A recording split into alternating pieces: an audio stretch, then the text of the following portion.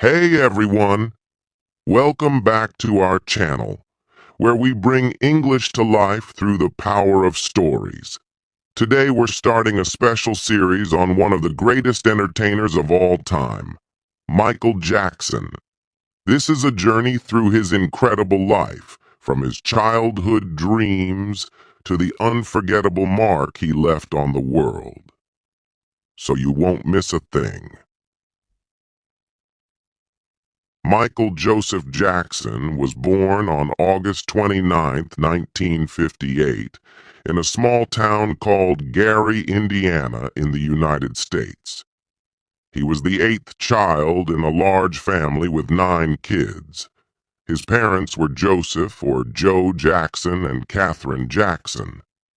Joe worked in a steel mill, which was hard, physical work, and he also played guitar. Catherine loved to sing and play the piano. Michael had 5 brothers, Jackie, Tito, Jermaine, Marlon, and Randy, and 3 sisters, Rebby, Latoya, and Janet. From a young age, Michael loved music and dancing. He grew up in a house filled with music because his mother loved to sing, and his father, Joe, encouraged his kids to practice music every day. In fact, Joe was strict, sometimes too strict. He wanted his children to succeed, and he pushed them hard. Sometimes, Joe's way of pushing his children was harsh, and this strictness made Michael very serious about his dreams from a young age. Michael's big break started when he was just 6 years old. His father noticed how talented Michael was, not only as a singer, but also as a dancer. Joe had already started a band with Michael's older brothers called the Jackson Brothers, but when he saw Michael's talent, he decided to make him the lead singer, even though he was the youngest. In 1964, the group changed its name to the Jackson 5. Michael's voice was strong, and he had an amazing presence on stage, even as a young boy. He danced, sang, and entertained with so much energy that people couldn't believe he was only a child. He had a magical way of connecting with the audience that left them in awe. The Jackson 5 began performing in small clubs and talent shows, and they quickly became popular. They practiced every single day, often for hours. They performed all over Indiana and Illinois, and each show helped them grow in confidence. It wasn't long before they caught the attention of music producers. In 1968, the Jackson 5 got a chance that would change their lives. They auditioned for Berry Gordy, the head of Motown Records, a famous music company known for discovering stars. Gordy was impressed with the group's energy and Michael's talent as a singer and dancer. Soon, the Jackson 5 signed a contract with Motown Records, and their lives would never be the same.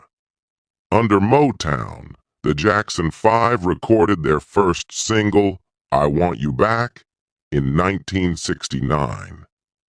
When the song was released, it quickly became a huge hit, reaching #1 on the charts. Imagine a young Michael Jackson, just 11 years old, hearing his song played all over the radio. It was a dream come true. Their next few singles, ABC, The Love You Save, and I'll Be There, were also huge hits. The Jackson 5 became famous all over the United States and even around the world. People loved their music, their dancing, and especially young Michael, who stole the show with his powerful voice and charisma.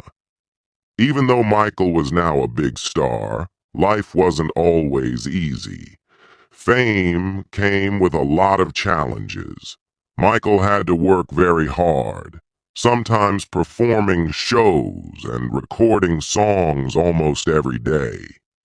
He didn't have a normal childhood, as he couldn't go to school like other kids or play with friends.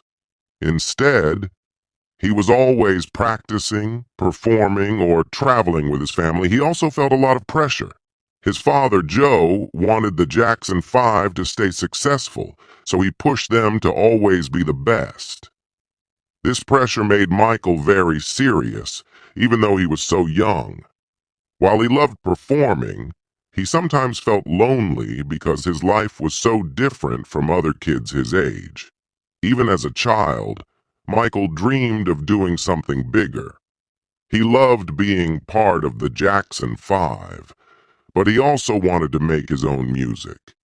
He admired artists like James Brown and Stevie Wonder, who inspired him to reach for more. By the time he was a teenager, Michael started thinking about a solo career. He wanted to sing songs that reflected his own thoughts and emotions, but he wasn't sure if it would be possible. His family's group was so popular that the idea of breaking away seemed scary. As a teenager, Michael Jackson was becoming restless. He loved the Jackson 5, but he knew he wanted to make music that was truly his own. In 1971, at only 13, Michael released his first solo single, Got to Be There. This was his first step into a solo career, and it showed everyone that Michael was more than just the young lead singer of the Jackson 5. He was a star in his own right. In 1979, Michael released an album called Off the Wall, a huge moment for him as a solo artist. The album was a mix of pop, disco, and funk, and it became an instant success. Songs like Don't Stop Till You Get Enough and Rock With You reached the top of the charts, and Michael's popularity skyrocketed. This was also the beginning of Michael working with producer Quincy Jones, who would become a big part of his success. But Michael wanted more. He wanted to make music that would break boundaries and change pop culture forever. In 1982, he released Thriller, the album that would make him a global superstar and earn him the title King of Pop. Thriller became the best-selling album of all time, with hits like Billie Jean, Beat It, and, of course, Thriller. The Thriller music video was groundbreaking. It was more than just a video. It was a short movie, with incredible dance moves, makeup, and special effects. The zombie dance became famous, and people all around the world tried to copy it. In 1983, Michael performed his famous moonwalk dance move for the first time during a performance of Billie Jean on a TV special called Motown 25, Yesterday, Today, Forever.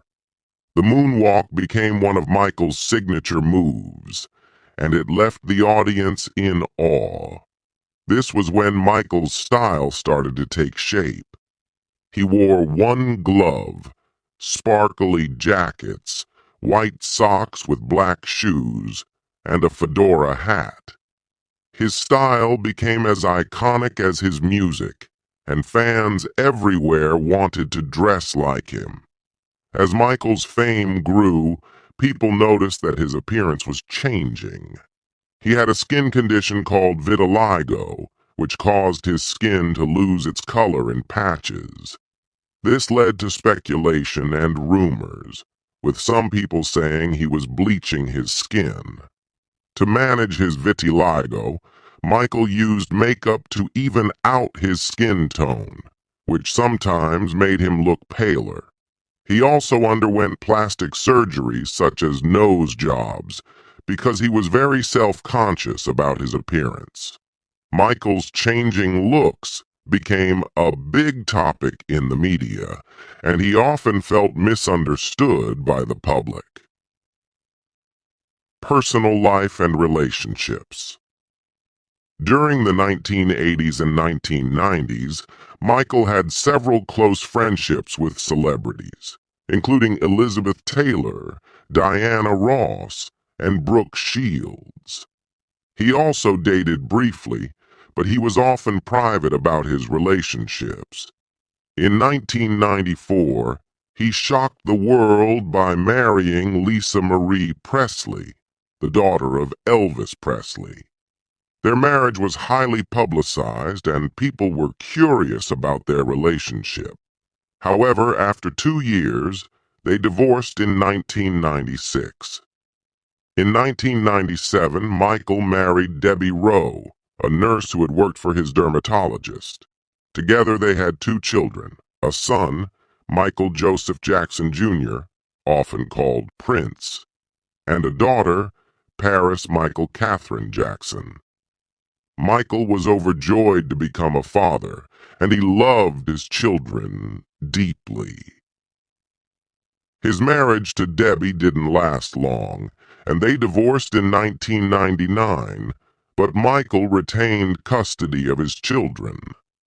Later, in 2002, Michael had a third child, Prince Michael Jackson, the second, also known as Blanket, through a surrogate mother.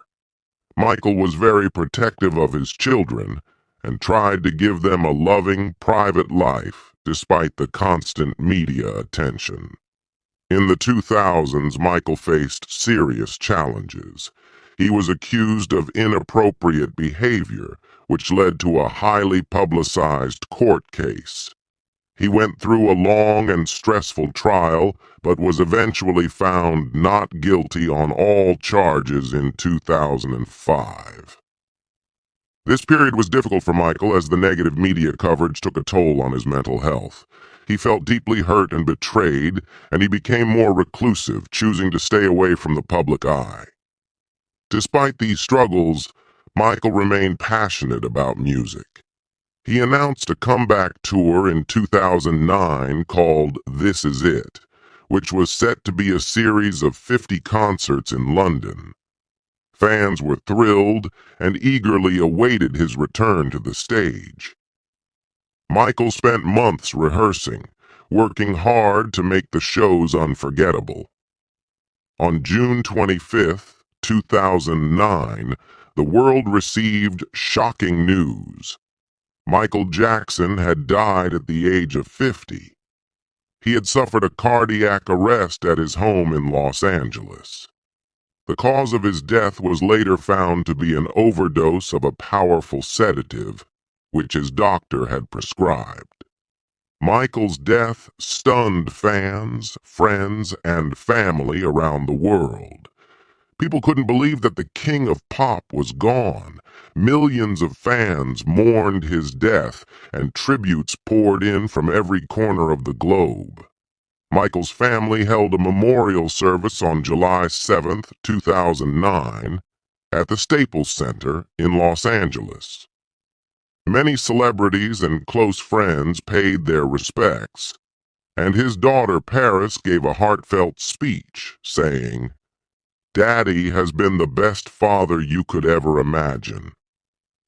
Even after his death, Michael Jackson's influence on music, dance, and pop culture continues to be felt around the world. His songs are timeless. His dance moves are still admired and copied, and he is remembered as one of the greatest performers in history. Michael's life was filled with triumphs and challenges, love and loneliness. But through it all, he remained dedicated to his art. Michael Jackson's story is one of talent, dedication, and an everlasting impact on the world of music. He wasn't just an entertainer. He was a visionary who changed what music and dance could be. His life reminds us that even the greatest stars can face darkness, but they still shine bright in our memories. Michael Jackson will forever be remembered as the King of Pop, a title that captures the incredible mark he left on our hearts.